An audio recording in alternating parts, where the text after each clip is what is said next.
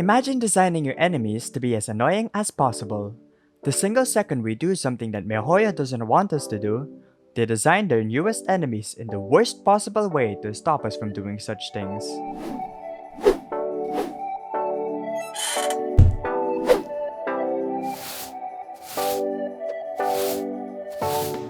Now, I'm not a game designer, nor do I know anything about designing an enemy. But I've been playing games for practically my entire life, so I think I know a thing or two about good enemy design. And it all comes down to this one simple question. Is it fun to play against? Because I don't think anyone has ever looked at the Mirror Maiden and said, "Wow, those are some thick thighs. Wow, the Mirror Maiden is so fun to fight against.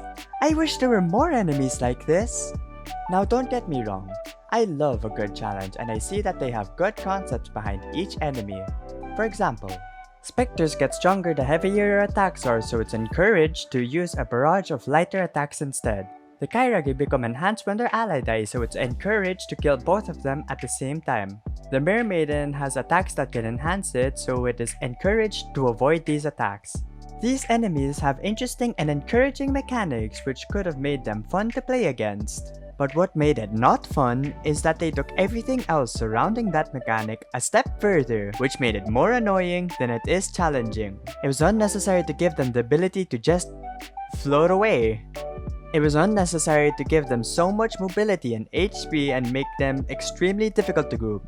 It was unnecessary to make her as defensive as she is, centering all of her attacks around her, teleporting away constantly, making the mark last almost forever and impossible to cleanse, making her HP as thick as her thighs! Remember how I talked about encouraging game design?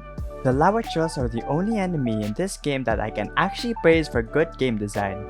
Their main gimmick is a shield that doesn't focus on protecting them, but instead focuses on enhancing their attacks. Meaning that you can just straight up beat him up and ignore his shield, or you can destroy the shield to slow it down, weaken its attacks, and make it easier to deal with. You aren't required to do these things, but you are encouraged and rewarded for doing so. This is how a good enemy is designed. It has one specific gimmick you aren't required to play against, can get rid of, and be rewarded by. This is all a well-designed enemy needs. This, alongside the simple slimes and Hilichurls, are sadly the only enemies I can say are satisfying to fight against. Every other enemy in the game either has too many gimmicks or require you to bring their specific counter, which can make it annoying to fight against. Enemies with specific counters, although, aren't the worst type of enemy to deal with, and there are ways that they could even become fun. And that is by making use of the environment or other creatures around it. This domain, for example, makes good use of the creatures within it because although this domain is difficult to do if you try and tackle them individually, you are rewarded by knowing how to control their AI and they become easy to deal with and, in all honesty, kinda fun even. The same goes for making use of the environment. Simply leading a Pyro Abyss Mage into the water is something I'm sure we've all done before and can't get tired of. One of the best uses of environment was shown by Enviosity in the first floor 12.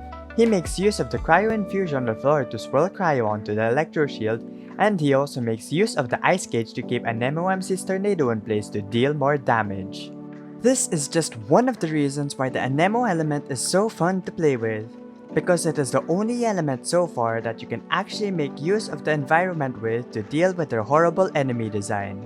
Hopefully, when Dendro releases, it can become as fun and interactive as Anemo is. Speaking of releases, the Rift Hound was recently released by the time I'm making this video.